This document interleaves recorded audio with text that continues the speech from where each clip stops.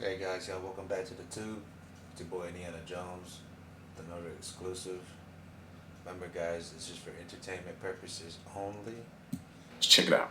This is the truth about the multiverse and if we actually live in one. This could be possible because every decision you make leads to a different outcome, which could be the cause of different realities being formed. And if you're wondering how that's possible, I broke all that down in my butterfly effect video. Believe it or not, there's something that could be a possible gateway to a multiverse. This invention is called Cern. And if you don't know what Cern is, it's a machine that accelerates and collides particles which causes new elements to form. Which is why people are saying that this new element made a shift in our reality. And we all know that The Simpsons is known for predicting things. Well, in this clip, they predicted this happening too.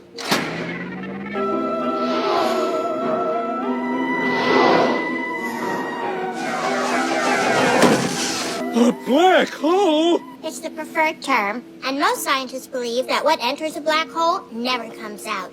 But some think they may be a gateway to other universes. This can also explain the Mandela effect, which is us remembering things that never happened. For example, we all remember the saying, mirror, mirror on the wall. What if I told you it never went like that? Go ahead and take a listen. Magic mirror on the wall. Ain't no way. Who is the fairest one? Ain't no way. We all remember a different version of that, which could have been a different reality. And the Mayan calendar predicted the world ending in 2012, even making a whole movie about it. Well, another theory is that we combine our reality with a different one to make sure it didn't happen. This CERN machine can literally be the future of time travel and who knows what else. I need to watch that episode of The Simpsons. I mean, I know about CERN and all, but I never knew that The Simpsons predicted that too. I have a theory. What if life as we know it is one giant loop? As you see in a video, is of it zooming out from the Earth into the universe and the galaxies and everything like that. And we know that the smallest particle is an atom. So what if when you're zooming out, you're really zooming in? Because you're just one big, large body. First time I heard of that. Break you down to your cells on a molecular level. You just get this reality again. Look at this video. Like, isn't that what it looks like when they show the body? Like, look, watch this next part when they get out of, look at that. Nerves. Does that not look like nerves? How is that our universe? It is us.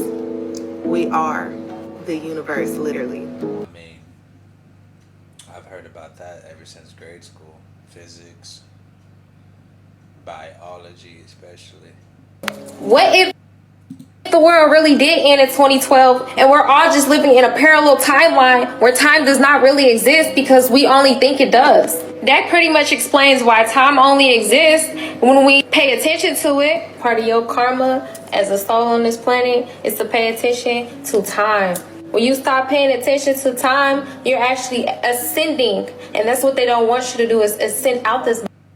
When you're not paying attention to time, ain't that's when it's going by the most fastest?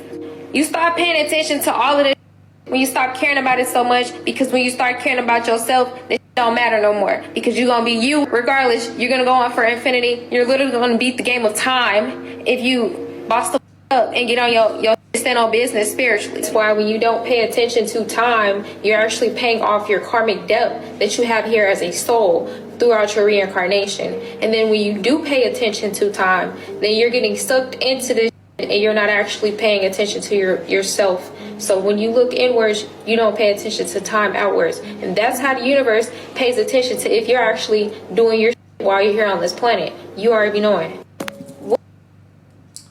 Makes sense. I mean, we ain't got no time to lose, fellas. We are the energy. Time, I've always heard this saying, time was man-made. Always was man-made. Because think about it. In the next life, our souls, how is time gonna affect our soul traveling? Our soul is gonna be able to travel through time.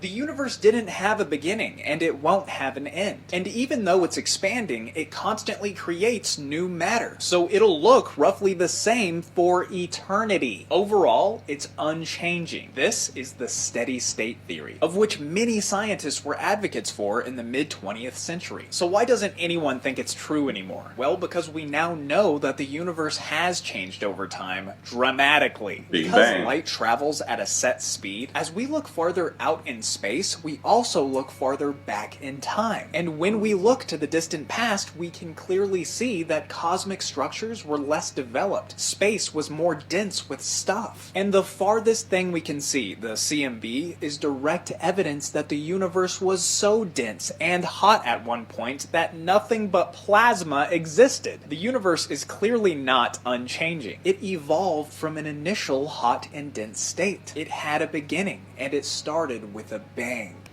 Story time when the universe told me to break up with my toxic ex-boyfriend. I was in a relationship for a few years and it was not good, but it was in my 20s and I was completely blinded by my love for him. Back in the day, I used to believe that that was my twin flame, my soulmate, whatever. I don't believe in twin flames anymore. It's a personal belief. What is a twin flame? Then, I completely believed in it and I was like, no, we have to be together. We cannot break up. Well, the universe was like, no, this is not your twin flame. This is not your soulmate. This is just a temporary experience and you need to get the hell out.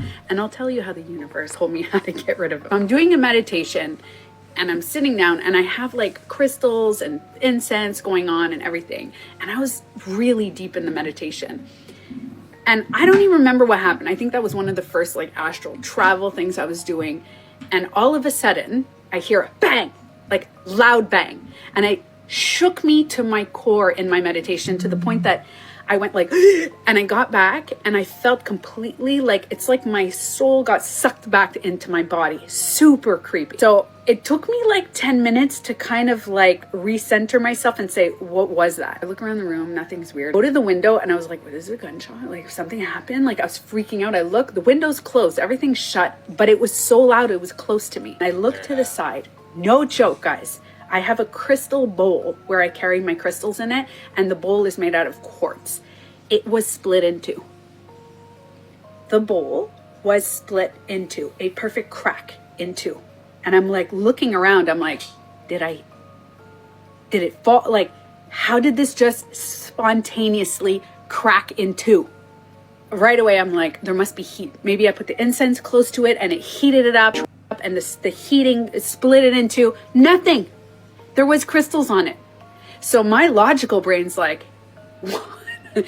Okay, maybe the crystal was so heavy on it that it split it, but I've had crystals on it for like 6 months now. So that was my sign. That was my sign. Split, cut, broke, no reason, just enough.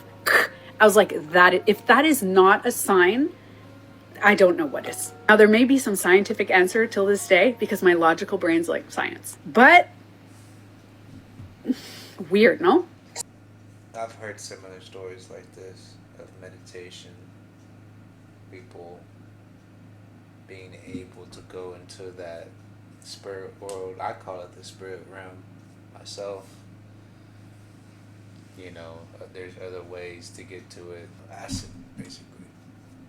You know, I've heard stories like people being on acid and being able to go to the spirit realm too.